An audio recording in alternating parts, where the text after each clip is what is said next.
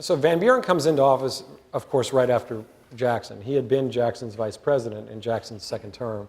So you can think of Van Buren as Jackson's third term. The problem mostly was he wasn't Jackson. So he couldn't bring to the job all the different skills and really sort of powerful personality that Jackson had. So Van Buren came into office with the objective of trying to extend what Jackson had done. And that would include a strong presidency. It would also include sort of trying to force his will upon Congress. And each of those things was very difficult because people generally disliked Van Buren. They thought of him as a shady, somewhat corrupt character.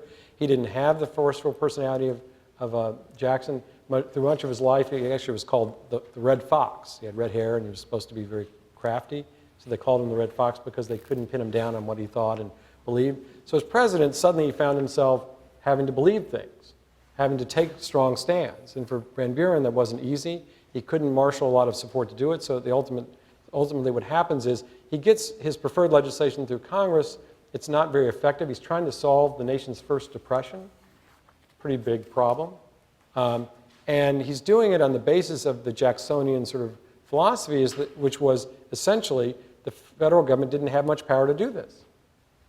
So that's a quandary to be in. You've got a massive depression.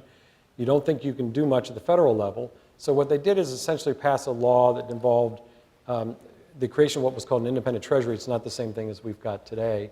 And it didn't do much to relieve the depression, and therefore he got voted out of office because he had backed some failed policies.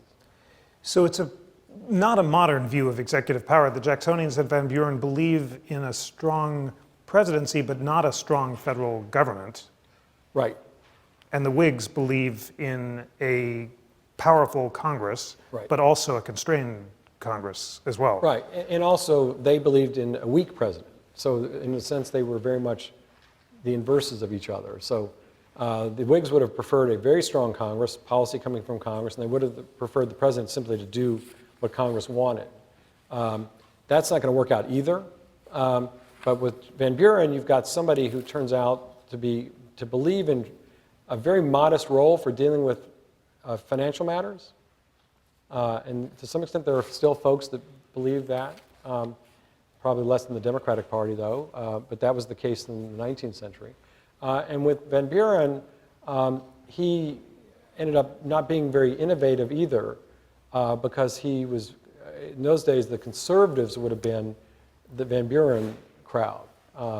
Just every solution for them was a very modest and small one. And when you're dealing with a depression, that's a hard road to take. One theme that comes powerfully in your book is that the more constitutionally minded the presidents, often the less politically effective they were. And you quote Van Buren saying, "The principle that will govern me in the high duty to which my country calls is strict adherence to the letter and spirit of the Constitution as it was designed by those who framed it." To what degree was he an originalist, and to what degree did that contribute to his failure? Well, I think it contributes to some extent. So he certainly believed that what you, of course, just read, he believed that the federal government had very limited powers. And it's interesting, one of the patterns I found doing the book, which at least interested me a great deal, was how many historians dismiss these presidents as weak and ineffective. I don't think I see them that way. Actually, oftentimes I found them stronger and somewhat effective, but mostly what I found is they would take fairly strong stands at political risk. So here's Van Buren taking a fairly strong stand. Look, we've got limited federal power to deal with this, and then having to deal with the political consequences of that. Had he been much, let's say, craftier, or had he been much more small p political, he might have just figured, let's figure out a way that would appease everybody politically, put that through, and maybe that'll work and maybe not. No, he was willing to take the heat for doing something because of a constitutional principle, which is, I don't believe in federal power very much here, and therefore when this federal problem persisted, the depression, he was going to be the person blamed for it, and he took the blame.